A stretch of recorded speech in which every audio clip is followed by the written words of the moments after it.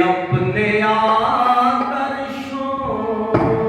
का सूरज ढल गया।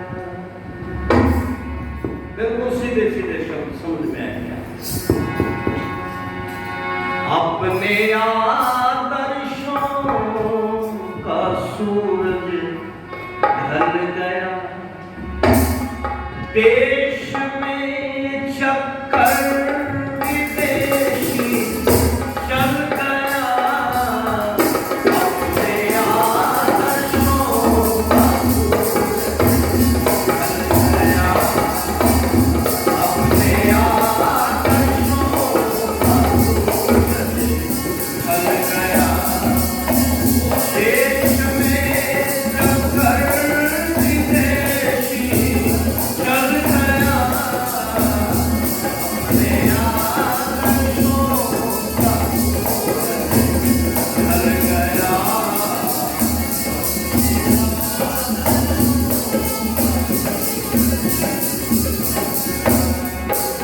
आदर्श होते हैं अपना पुराना गौरवमयी इतिहास। और वो इतिहास कैसा था बहनों भाइयों? वो इतिहास हमारा ऐसा था कि इस देश में ऋषि और योगी लोग रहते थे। गृहस्थी लोग भी ऋषि होते थे, गृहस्थी लोग भी योगी होते थे। और गृहस्थियों को जो है ना, किसी घर में किसी परिवार में कोई बालक अगर मूर्ख रह गया, नहीं वेद पढ़ा, तो उसको यूं कहने लगे भाई ये शूद्र है, इसको कोठी में डाल। चाहे वो ब्राह्मण के घर में पैदा हुआ, चाहे क्षत्रिय के घर में पैदा हुआ, यानी जो वेद मंत्र नहीं पढ़ सकता था, वेद मंत्र नहीं सीख सकता था, नहीं बोल सकता था, तो उसको कहते थे शूद्र। इसलिए कुछ भाई तो कहते शूद्र वो है ना जो वेद को नहीं पढ़ते, वेद को नहीं सुनते, वेद को नहीं जानते, वो शूद्र कोटि में आते हैं। आप देख लो हमारे में से कितने शूद्र हैं धरती के ऊपर हैं।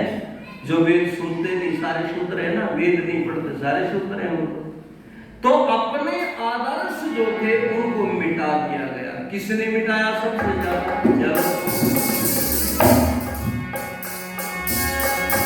चले गए अंग्रेज भारत छोड़कर, चले गए अंग्रेज भारत छोड़कर, चले गए अंग्रेज भारत छोड़कर, वृक्ष तो अंग्रेजियत का बल गया, वृक्ष तो अंग्रेजियत का बल गया, देश में चक्कर विदेशी चल गया।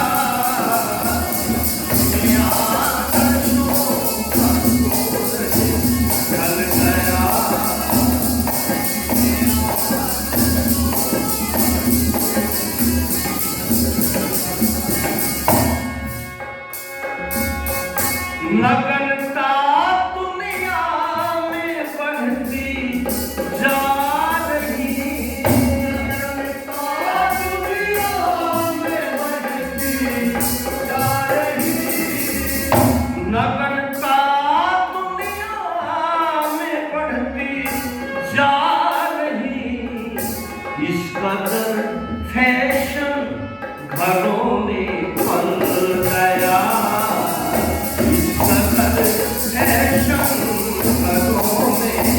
बल गया, देश में चक्कर विदेशी चल गया, सूरज ढल गया।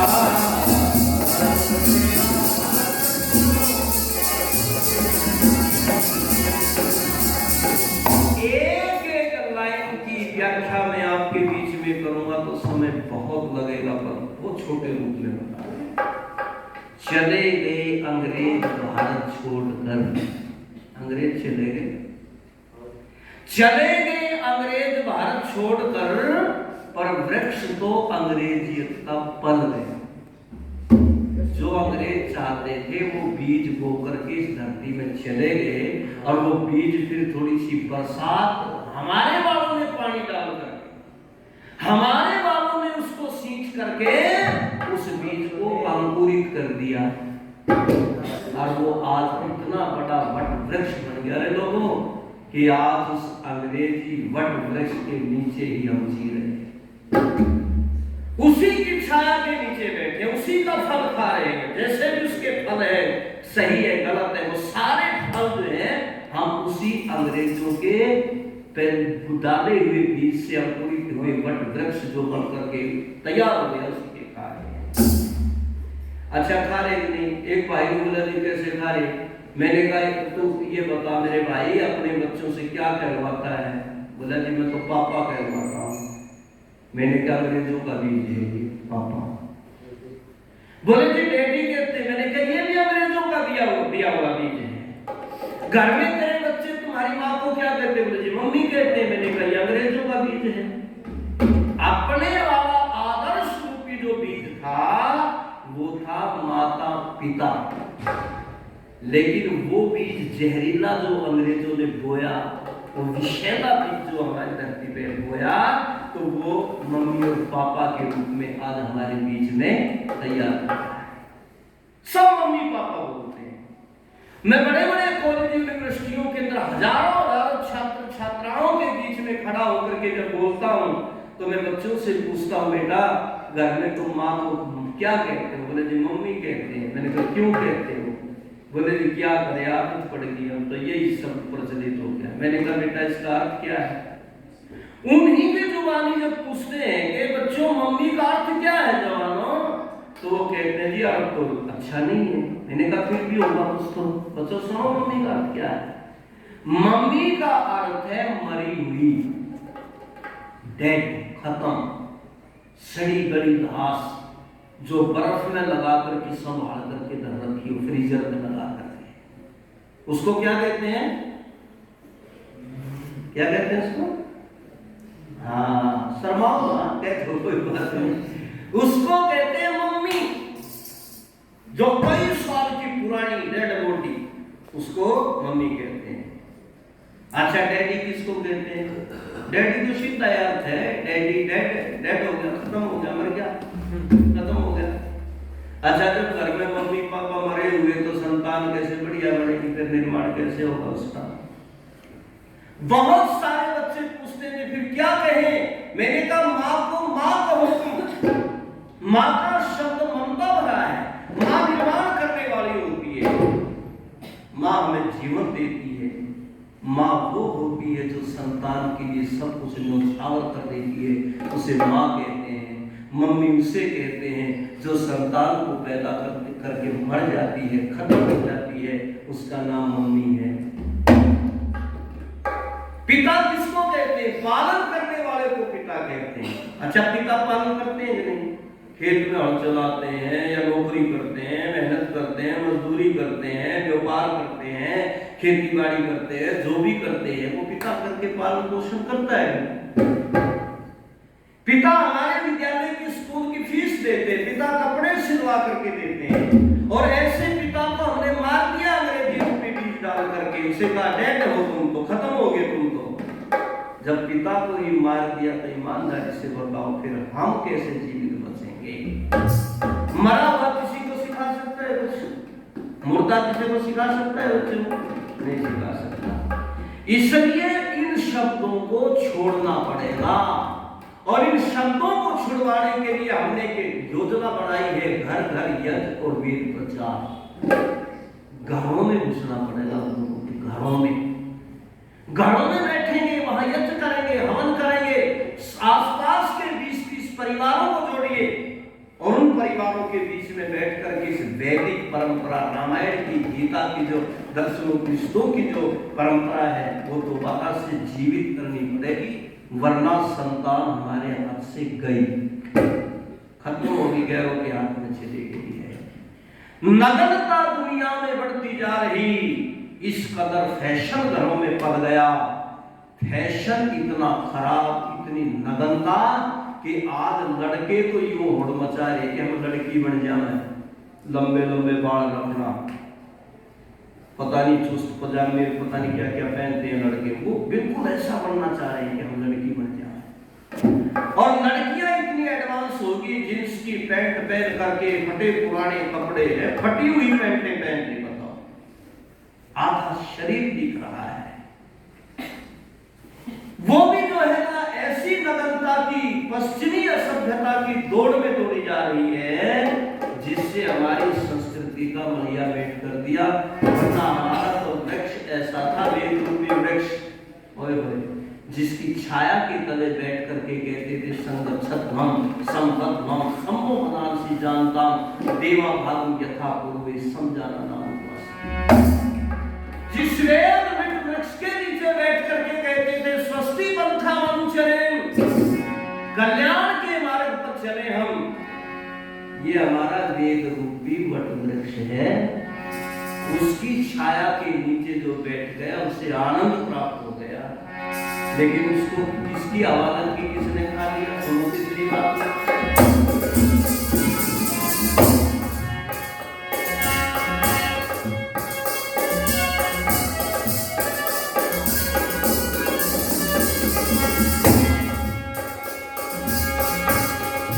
आज वो संस्कृति धूमल हो चुकी है, मिट चुकी है।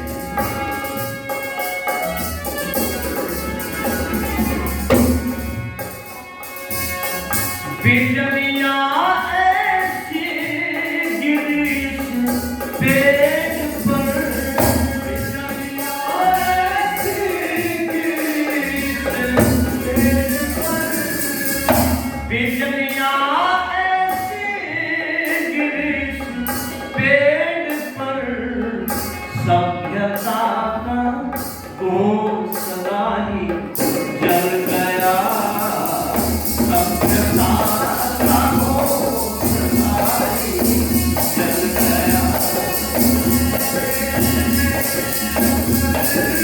विदेशी जल गया,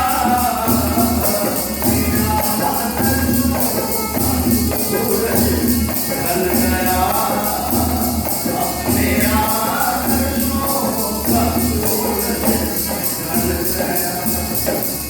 शोभन में से बिजलियों ने अटैक कर दिया उस वट वृक्ष के ऊपर, मत मतांतरों रूपी बिजली उसके ऊपर, हजारों मत खड़े होकर उसके ऊपर, कड़कती हुई बिजलियां बनके उसके ऊपर पड़ गए। वो हमारा वेद रूपी वट वृक्ष था, सबने इसी पे हमला किया। ईसाई आए, मुसलमान आए, यहूदी आए, पारसी आए, और जितने भी नवीन पुरानी मत जितने भी हैं, सबने वेद की संस्कृति को मिटाने का काम किया। कोई भी तो वेद के पक्ष में नहीं खड़ा हुआ। बेटा सुन, एक भी खड़ा हो जाता, एक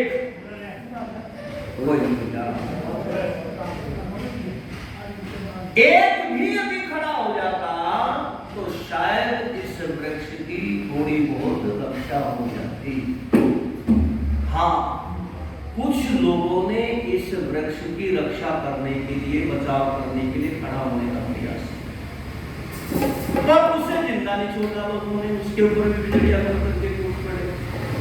आदि शंकराचार्य जो इस वेद रूपी वृक्ष को बचाने के लिए खड़े हुए थे, 18 वर्ष की उम्र में संन्यास लेकर के, उन्होंने देखा ये जो हमारे देव स्थान बने हुए ना मंदिर, देखो ये पूजा स्थल, लोग इनमें जाकर के श्रद्धा से पूजा करते हैं, मंदिर कोई गलत स्थान नहीं है, लेकिन इन्हीं मंदिरों के अंदर मेरे बुजुर्गों, नौजवान साथियों, माताओं बहनों, गलत काम होने लगे। गलत, कुछ लोग कहते हैं आर्य समाजी मंदिरों का विरोध करते हैं। मैंने कहा किस आर्य समाजी ने मंदिर तोड़ा है? कहाँ विरोध कर दिया? हम तो मंदिरों को पूजा स्थल मानते, पवित्र स्थल मानते। कौन कहता है आर्य समाज मंदिरों का खंडन करता है? मंदिरों के अंदर जैनी लोगों ने, ऋषिध्यान जी महाराज को पढ़ो 11वें समदास में, सत्याप्रकाश में, वो कहते हैं जैनियों ने मंदिर बनाए, मूर्ति पूजा बनाई, तो उसमें ऐसी ऐसी मूर्तियां रख दी जो नंगी, निर्वस्त्र, नकल अवस्था, कोई कपड़ा के बदल के ऊपर, देवी देवता कहकर के उनकी गलत उनको दिखाया गया, दर्शाया गया आलिंगन करते हुए। और जैनियों ने कहा कि इनकी पूजा करो, तुम्हें सुख मिलेगा, तुम्हारे दुख दूर हो जाएंगे। लोगों में तो श्रद्धा थी, वो तो भक्ति भाव से भरे हुए थे। जब वेद की बातें छूट गई तो उन्होंने पूजा करनी शुरू कर दी। तब उस युवा सन्यासी शंकराचार्य ने देखा, उससे पहले भी एक नौजवान ने प्रयास किया, कुमारी भट्ट उसका था। एक लड़की जो है मकान की छत के ऊपर खड़ी होकर के संस्कृत की कुछ वाक्य बोल रही थी, किम करोति, किम गच्छामि, कहां जाऊं, क्या करूं। कुमारी भट्ट नाम के नौजवान ने जब ये शब्द सुने तो कहा, बहन क्या कहना चाहती हो। उसने कहा, पतन की पराकाष्ठा होने जा रही है, लोग अपने धर्म कर्म को छोड़ करके अधर्म की तरफ जा रहे हैं, मैं क्या करूं, मुझे क्रोध आता है, मुझे गुस्सा आता है, मैं मर जल जाऊं। कुमारी भट्ट ने इस बात का प्रचार किया, कुमारी भट्ट ने पाखंडों के खिलाफ, लेकिन लोगों ने उसको इतना प्रताड़ित किया, इतना मानसिक रूप से परेशान किया। वो योगी नहीं था बेचारा, वेद का विद्वान नहीं था। कुमारी भट्ट प्रताड़ित होकर के, परेशान होकर के अपने शरीर पर आग लगा करके जल के मर। ये उसके बाद शंकराचार्य जी ने प्रयास किया, आदि शंकराचार्य, उन्होंने जब इन रामकृष्ण की मूर्तियां नहीं थी उस समय मंदिरों में, सीता माता की मूर्तियां नहीं थी, शिव जी की मूर्तियां नहीं थी, गणेश की मूर्तियां नहीं थी, बाद में बढ़ती गई, रखते गए। उस समय केवल वो मनगढ़ंत मूर्तियां नगर अवस्था में थी। तो शंकराचार्य ने उस मूर्ति पूजा का खंडन करते हुए कहा, मूर्ति पूजा करना अधम और पिशाच लोगों का काम है। ये लिखा है अधम, अधम मैंने जो सबसे गिरे हुए व्यक्ति होते हैं। उस समय की उस मूर्ति पूजा को देख करके उन्होंने कहा कि ये नीच लोगों का काम, अधम लोगों का काम है। और शंकराचार्य ने अपने तर्क से, वहां राजा जो थे सुधनवा, उन्होंने बड़ा साथ दिया शंकराचार्य जी का, जैनियों के साथ बड़े बड़े शास्त्रार्थ करवाए। और उस शास्त्रार्थ में शंकराचार्य ने उनको हराया। लोग प्रभावित हो गए और इतने प्रभावित हुए कि उन्होंने वो गंदी मूर्तियां मंदिरों से उठा करके जोहड़ नदी तालाबों में डाली। आज भी कई जगह वो टूटी फूटी निकलती हैं, और ये क्या कहते हैं, देवता समाया हुआ था, प्रकट हो गया। भाई बात को, हम राम की पूजा करते हैं, राम की मूर्ति की वजह से तो मूर्ति जड़ है, पूजा करने से ना वो खुश होती, ना करने से वो नाराज होती। पर चलो मान लो कर रहे हैं, थोड़े से समय के लिए अगर थोड़ा समझौता भी कर रहे हैं, तो राम कृष्ण हनुमान तो कम से कम थे, वो हमारे हैं। लेकिन जिन मूर्तियों की पूजा उस समय कर रहे थे वो तो कुछ भी नहीं थी, बिल्कुल निराकार, चरित्रहीनता का प्रचार कर रही थी। तो उस समय जो है ना शंकराचार्य से प्रभावित हुए और वो मूर्तियां फेंक दी। लेकिन जैनियों को बड़ा दुख हुआ। उन जैनियों ने कुछ मूर्तियां उठा करके दूर जंगलों में, खेतों में, ऐसी जगह धरती में गड्ढे खोद करके दाग दिया उनको, कि वे उनको पता ना लगे लोगों को।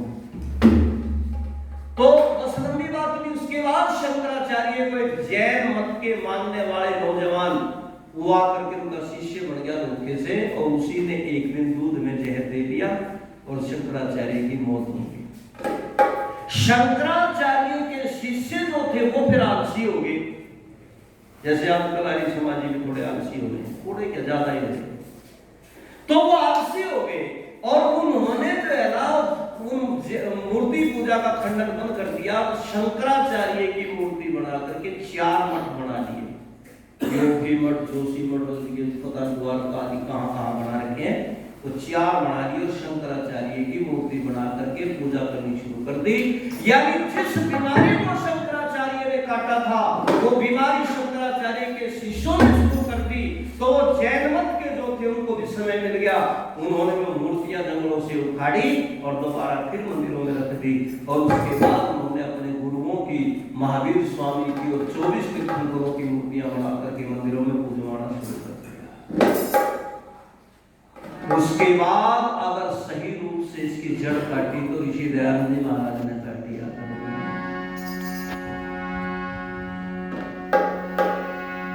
वो जो वृक्ष था उस पे बिजलियां पड़ी और उस वृक्ष को जलाने का काम किया। और अंतिम बात में पथिक जी ने क्या लिखा है, पराकाष्ठा होगी क्या हो गया,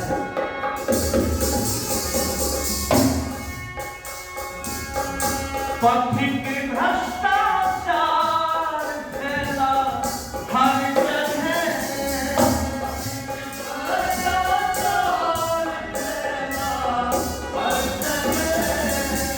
पथिक भ्रष्टाचार फैला हर जगह।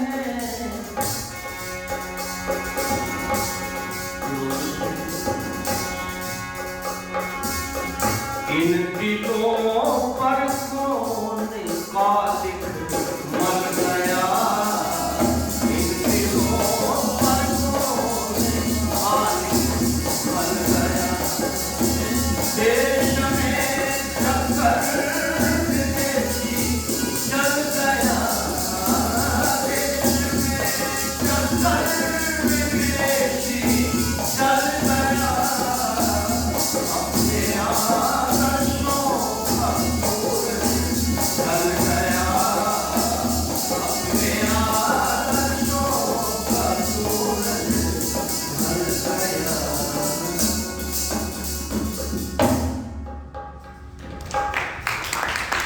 पथिक भ्रष्टाचार फैला हर जगह, इन दिनों पर कौन कालिक मर गया। संस्कृति को मिटाने के लिए बड़े बड़े प्रयास किए गए, आज भी चल रहे हैं, आज भी चल रहे हैं। जिन लोगों ने जो है ना हजारों मणियों पवित्र तोड़े हमारे गले के अंदर से, गर्दनी का अत्याचार किए नारी जाति के ऊपर, बहनों के ऊपर, जब उनका शासन था, आज उन्हीं का पक्ष लेकर के कुछ लोग बैठे थे। क्या हो रहा है देश के अंदर? आज यहां पर बच्चों को वो पढ़ाई पढ़ाई जा रही है जिस पढ़ाई से बच्चों का विकास नहीं बल्कि उनका विनाश हो रहा है। बच्चों को वो शिक्षा दी जा रही है, नैतिकता निकाल दी इसके अंदर से, बिल्कुल पुस्तकों में नैतिकता नाम की चीज नहीं मिलेगी। आज हमारे बच्चों को पढ़ाया जाता है आर्य बाहर से आए, जो यहाँ के निवासी है ना, जो यहीं के जन्मे, यहीं के पैदा हुए थे, जिन्होंने देश बसाया, उनको यूं किताबों में पढ़ाया जाता है ये तो बाहर से आए थे। हमने कहा भाई बाहर से कहां से आए थे? बोले जी ये मध्य एशिया से आए थे। हमने कहा मध्य एशिया कहाँ है, फिर वो बता दो, वो मध्य एशिया कहाँ है? लॉर्ड ने, काले ने, अंग्रेज ने ये तो लिख दिया कि आर्य बाहर से आए थे, और यहाँ विदेशियों ने आकर के आर्यों ने हमला किया, और यहाँ पर जो है ना आदिवासी रहते थे, द्रविड़ रहते थे। द्राविड़ देश के अंदर रहने वाले आर्यों को ही द्राविड़ कहा जाता था। अंग्रेजों ने हमारे अंदर भेद डाल दिया, बोले वो द्राविड़ जो रहते थे, आर्य बाहर से आए, उन्होंने आकर उनको मारा, पिटा, भगाया और अपने आप कब्जा कर दिया, द्राविड़ निकाल दिया। इतना गलत इतिहास पढ़ा जाता है। आज खोज करके पता लगा कि द्राविड़ कोई और नहीं थे, आर्य ही द्राविड़, ये आर्यों की ही एक जगह पर रहने वाले लोगों के समूह को द्राविड़ कहते हैं। लेकिन यहाँ पर ये पढ़ा गया, हमने कहा ये मध्य एशिया कहाँ है? अच्छा, आज तक किताबों में ये नहीं पढ़ाया दिखाया कि मध्य एशिया कौन सी जगह है जी। लेकिन जब मध्य एशिया का पता लगाओगे ना तो वो यही है अपने भारत में। तिब्बत जो है, जो चीन को दे दिया परोस करके नेहरू ने थाल में डाल करके, वो तिब्बत ही मध्य एशिया है। और तिब्बत के अंदर ही सबसे पहले मनुष्यों की उत्पत्ति हुई थी। परमात्मा ने जब दुनिया बनाई ना, अमेरिकन सृष्टि, जवान लड़के लड़की धरती में से पैदा हुए। एक तो बोला जी धरती में से कैसे पैदा होगा, हो सकते हैं बगैर माता पिता के तो हो नहीं सकते। मैंने कहा ये गिजाई पैदा होगा, लेकिन इनके माता पिता कहाँ है? अब बरसात में देखे तो कितने कीट पतंग पैदा होते हैं, उनके माता पिता है क्या? जब माता पिता नहीं होते तो परमात्मा के अनुसार धरती को माँ कहते हैं। इस पृथ्वी के अंदर से ही जवान लड़के लड़की पैदा हुए। एक वजह से जवान क्यों पैदा हुए, बच्चा पैदा होना चाहिए। मैंने कहा बच्चे पैदा होते तो पालन पोषण कौन करता है? पालन पोषण कौन करता? इसलिए जोड़े जो है स्त्री पुरुष के बन गए फिर जो है ना पति पत्नी के रूप में उनके जोड़े बने। फिर ये मैथुनिक सृष्टि जो है आगे चलनी शुरू हो। आज बड़ी गलत चीजें पढ़ाई जाती है। और सुनो, हमारे पौराणिक भाइयों से मैं कहा करता हूँ, जिस दिन आपने वेद पढ़ना शुरू कर दिया ना, दुनिया की भ्रांति खत्म हो जाएगी। क्योंकि पौराणिक मेरे भाई पुराणों में पढ़ते हैं खेड़ी में से बच्चा पैदा हुआ, नाक में से बच्चा पैदा हुआ, कान में से बच्चा पैदा हुआ, एक लोग पैर या मुट्ठी में से पैदा हो गया। अच्छा ईमानदारी से बताओ, यहाँ से पैदा हो सकते हैं? ऋषि दयाल जी महाराज ने उत्तर दिया प्रकाश में, बोले वो जो है ना कणव ऋषि, वो कान से पैदा हुए। ऋषि दयाल जी महाराज ने कहा मैं फेंके वो कान में से तो मैं नहीं कर सकता है। एक जमाने से कबीर फूल में से पैदा हुए, तो ऋषि ने वहां पर एक बात कह दी, वो होना था क्या? फूल में से पैदा हुआ। बोले नाचिकेता नाक से पैदा हुआ। अच्छा सीधी सी बात है, अगर नाक से बच्चा किसी कारण से पैदा हो भी जाता है तो ये ऑटोमेटिक चीज है, या तो नाक फटेगा या बच्चा फटेगा। मैं नाक में से बच्चा पैदा होगा, एक टांग इस नाक में ना होगी, एक इसमें ना होगी, तो यह बीच की जो मेड सी है क्या, तो यह फटे गिर के फटे। तर्क के साथ ऋषि दयाल जी महाराज ने लोगों को समझाया, लेकिन मेरे पौराणिक भाइयों ने आज तक भी ये बात नहीं छोड़ी। ये आज तक भी नहीं कहते कुंभकर्ण का 4-4 योजन की मूछ थी। इतनी लंबी, एक योजन में 4 कोस है, 16 कोस की मूछ न्यूने की, 16 की न्यूने की 32 कोस की मूछों को कुंभकर्ण कैसे संभाला करता भाई? और मान लो नाई का सेटिंग करता होगा तो पैदल चाल के तो नहीं होगी, हाथ में कैंची लेके स्कूटी में बैठ के जब सेट करता था